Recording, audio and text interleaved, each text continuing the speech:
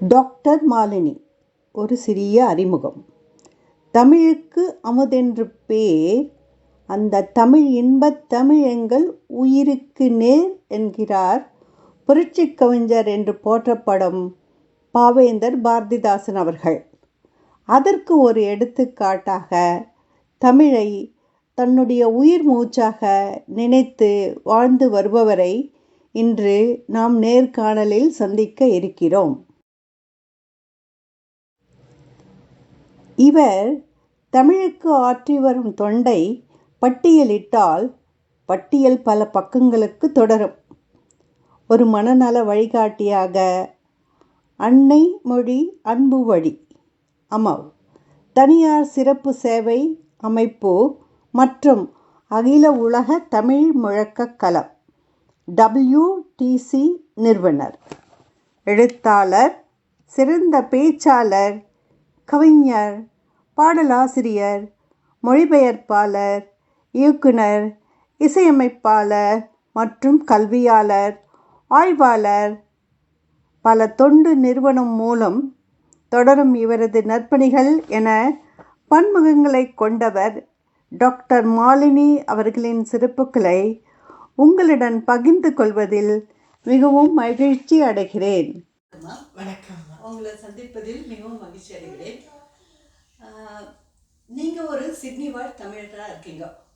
சிட்னியில் டாக்டர் மாலினி, மாதா மாலினி எப்படி சொன்னாலும் உங்களை பற்றி தெரியாதவங்க இருக்கவே முடியாது.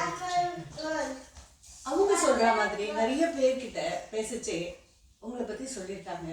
பர்டிகுலராக என் பொண்ணு உத்ரா மாதா மாலினியை சந்திக்கிச்சே நம்ம மனசில் நேர்மறை எண்ணம் தான் எழுது சொல்கிறாங்க. அது இப்போ உங்களை சந்திக்கும் போது எனக்கும் ஃபீல் ஆகுது. Thank you so much. ஸோ இந்த சந்திப்பில் நிறைய கேள்வி கேட்கணும்னு நினச்சிருந்தேன். ஆனால் உங்களை பார்த்த உடனே உங்களை பற்றி படித்தேன். என்ன கேட்குறதுன்னு எனக்கு கேள்வி கேட்கவே வார்த்தைகள் வரல. ஆனால் உங்களை படித்ததில் ஒன்று இருந்தது, உன்னால் முடியும் அப்படின்னு நீங்கள் சொல்லியிருக்கீங்க.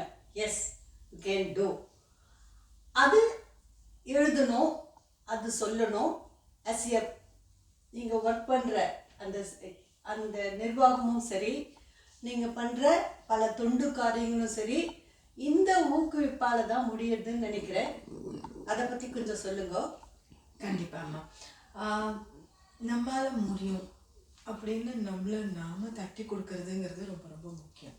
ஒரு மனவியல் ஆய்வாளராக, ஒரு மோட்டிவேஷனல் ஸ்பீக்கர், உந்துவிப்பு பேச்சாளராக, சக மனிதனாக பக்கத்தில் இருக்க இன்னொருத்தரையும் தட்டி கொடுத்து நம்ம ஓட வைக்கிறது அப்படிங்கிறது ரொம்ப ரொம்ப முக்கியமான ஒரு விடயம்.